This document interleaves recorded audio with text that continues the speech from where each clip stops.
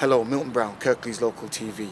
I'm here today to interview Peter McCann, the principal of Kirklees College. I've always found Peter a very, very engaging individual, and today I'm going to be asking him very much about what's his hopes and aspirations for the college in the next 3 years. What about the new build? What about the engineering? What about the arts? What about student retention, his staff, motivation, aspiration, and a whole host of other things? What I'm hoping to achieve is actually for you, the general public, to inform you of just what actually goes on in colleges, and especially for young people and adult learners. If there was ever going to choose a college, why can't it be Kirklees here in our own town? Hi, Peter. Hi, Milton. Great. Thanks for the time that you've given us to come in and see us. My pleasure. So can you just, for the record, what's your title and how long have you been here at Kirklees College? Well, I'm the principal of Kirklees College, and I've been here now since June 2011, so just nearly 15 months. You came here on the back of, let's just say, satisfactory Ofsted. Staff morale was pretty low, and student retention, they were just leaving here, 10 to the dozen. How did you find that initial walking into the gates of Kirklees College? And what have you done subsequently to change that? Well, clearly the morale of staff was low as a result of the Ofsted.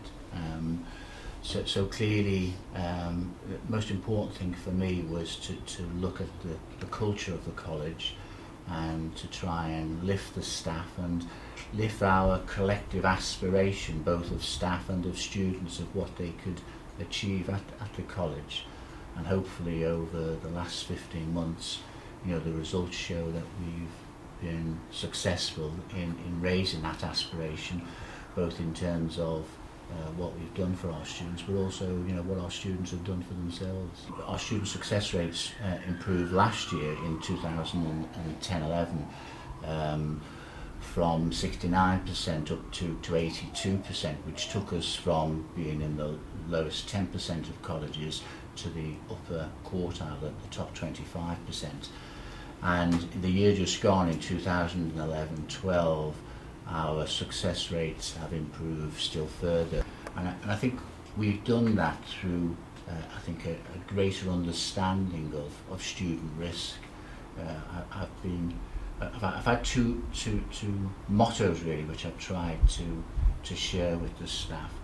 One is that everybody who stays the journey with us has a right to be successful, and we have to do everything that we can to actually ensure that some student who has played their part, has stayed the journey, if we've recruited with integrity, if we've supported them and assessed their risk along the way, well then they have a right to be successful with us. And so our achievement rates, which you've probably seen in the press recently, went from, again, in that lower quartile to being fourth across the country for large colleges such as ourselves. So I think that's been a success, that's been an outstanding success of our staff. And I think in terms of retention, one of the things that you and I have discussed, and it's been a key issue for me, is this understanding of what risk is. So if I give you one example, looked after children, last year we had 49 young people who were either in care or who were leaving care.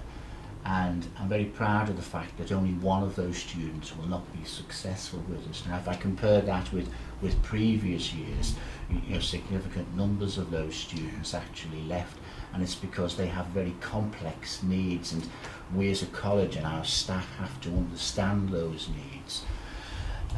Another area, of course, is the students from black and minority ethnic groups.